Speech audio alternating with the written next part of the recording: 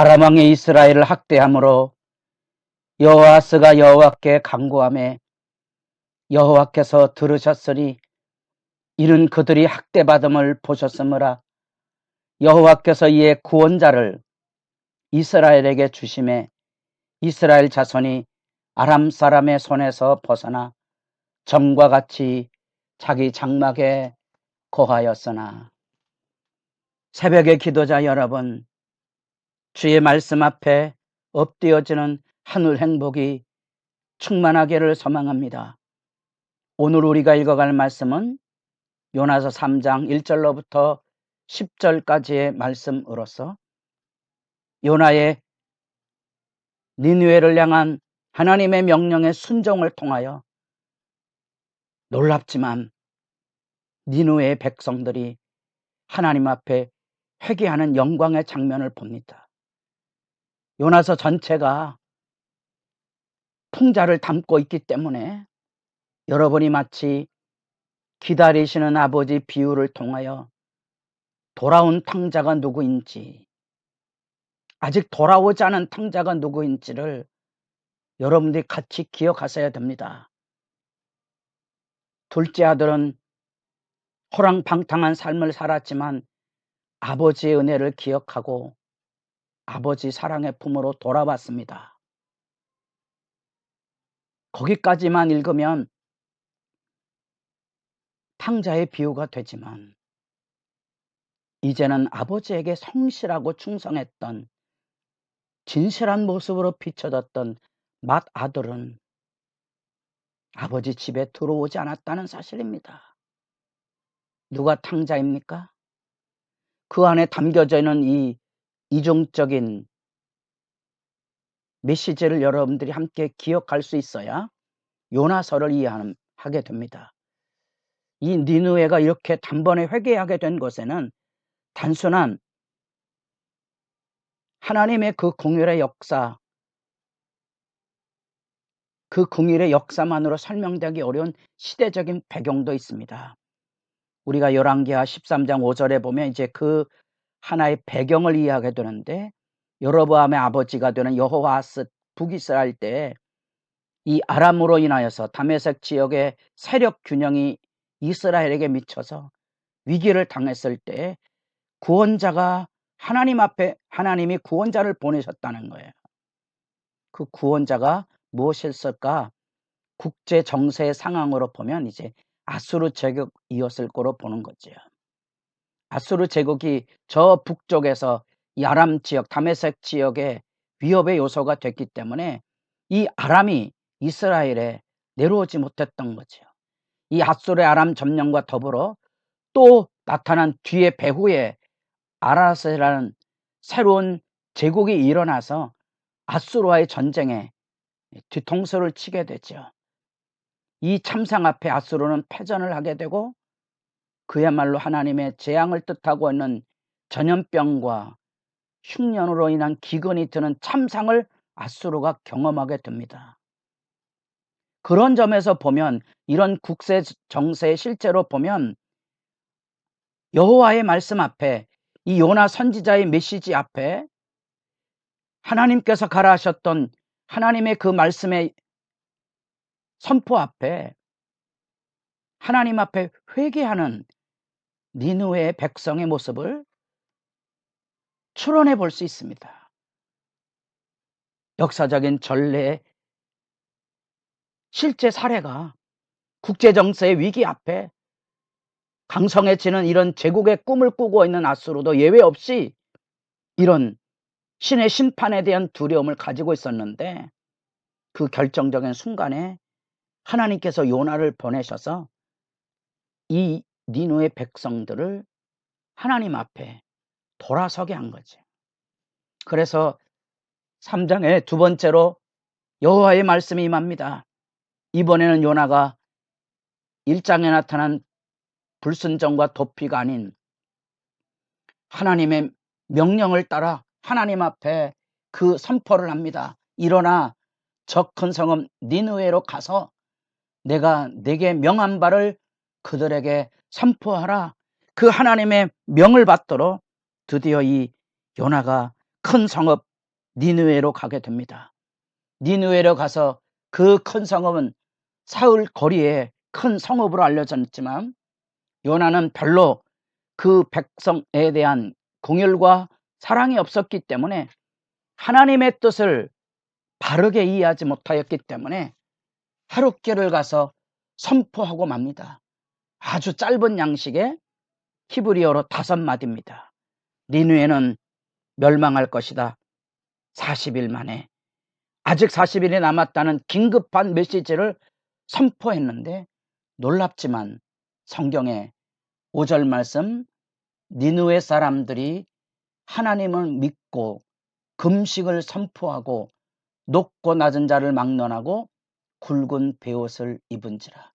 우리 2장에서 내내 요나의 기도 안에 참회의 모습이 없었다는 아픈 모습을 보았다면 여기 이방인들은, 이 니느웨 백성들은, 이 악한 도성의 사람들은 하나님 앞에 악독이 이르렀을 만큼의 포악했던 삶의 현실에 있던 이 백성이 하나님 앞에 거꾸러졌다는 것은 충격적인 사건이고 대비적인 사건이지요. 한참 멈춰 서실 수 있길 바랍니다. 우리가 주님을 향한 열심과 열정을 가지면 가질수록 배나 더 위험이 가중되는 것이 바로 이 부분입니다. 우리는 마치 주님의 일을 헌신하면 헌신할수록 내가 잘났다는 자기 공로와 나보다 못한 사람들이 눈에 띄는 정죄에 삐뚤어진 의식으로 인하여 참회의 길을 놓쳐버립니다. 강파감에 떨어지지 않도록 유의하시고, 요나는 그렇게 우리에게 예리한 풍자를 통하여 신앙의 경성, 자기 의로움에 빠져있는 독선에 대한 고발을 신랄하게 우리에게 드러내주고 있다는 사실입니다. 여기 하나님을 믿는다는 이 구절은 성경에 하나님 백성, 이스라엘 백성들 외에는 이방인들에게는 쓰이지 않는 용어입니다. 근데 요나서에는 이 용어가 이방인들에게 열려집니다. 이 이방인들에게 열려진 이 사실은 풍랑을 만난 이 이방 선원들은 신을 찾고 요나를 통하여 여호와의 재앙의 의미를 이해했을 때 1장 16절에 그 사람들이 여호와를 크게 두려워하여 여호와께 제물을 드리고 서원하였더라. 이거는 하나님의 백성의 모습 아닙니까? 이방인들의 모습이 아니잖아요. 무언가 바뀌어져 있다고 생각하지 않습니까? 어쩌면 우리의 선함을 행실이 없이 세상 사람의 선함 앞에 교회가 수치를 당한다면 하나님은 누구의 기도를 들으시며 하나님은 누구의 편이 되시겠습니까? 우리는 예수 믿으니까 우리 편 들어주고 내 편 들어주리라고 생각하십니까? 말씀 앞에 좀 정직하고 겸허할 필요성이 있다는 사실입니다. 놀랍게도 이 니느웨 백성들은 이스라엘 백성과 대조해서 하나님의 말씀 앞에 불순종했던 요나와 대조해서 참회와 하나님에 대한 신뢰, 곧 하나님만 바라보는 믿음의 열심으로 하나님께로 돌아와서 9절 말씀, 하나님이 뜻을 돌이키시고 그 진노를 그치사 우리가 멸망하지 않게 하시리라. 그렇지 않은 줄을 누가 알겠느냐? 여러분, 하나님이 우리가 악한 길과 선으로 행한 강포에서 회개하고 돌아서면 혹시 아느냐? 하나님이 뜻을 돌이키실지. 누구의 기도라 그랬습니까? 누구의 믿음이라고 그랬습니까? 누구의 참회라고 그랬습니까? 악독이 가득 찼던 니느웨 백성, 왕으로부터 백성에까지 회개와 금식을 선포하고 하나님께서 뜻을 돌이키실 것을 기대하고는 말씀 앞에 우리는 압도를 당할 수밖에 없다는 거예요. 낮아져야 되지 않겠습니까?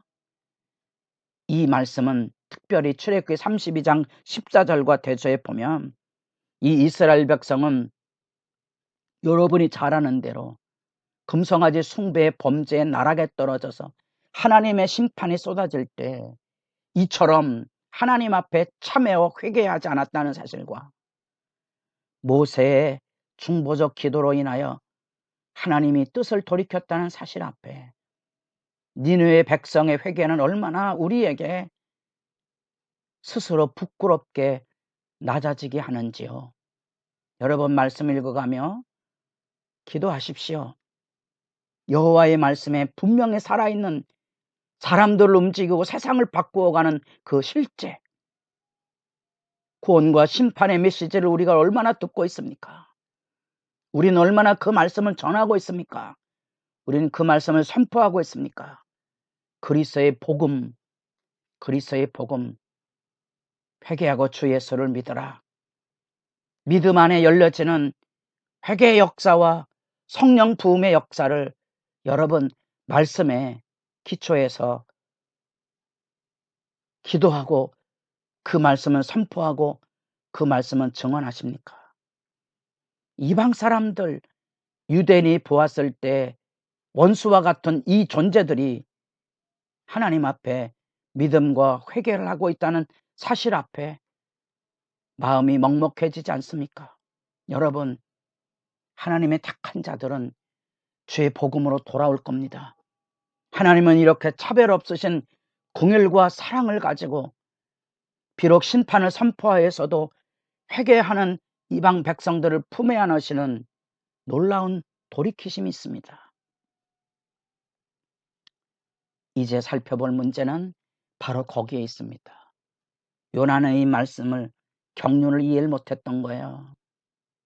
사실은 이것은 니느웨 백성만의 문제가 아니었고 나중에 이스라엘 백성이 그 아수르 제국으로 포로로 끌려갈 거거든요. 하나님은 미리 갈 곳의 부흥으로 사랑의 품으로 정작 이스라엘을 사랑하고 있다는 사실입니다. 기억하십니까? 고난 속에서 진리를 찾아가는 지혜가 얼마나 부유한지 여러분 말씀의 기도 앞에 오랜 시간 머물러 서 있을 수 있기를 바랍니다.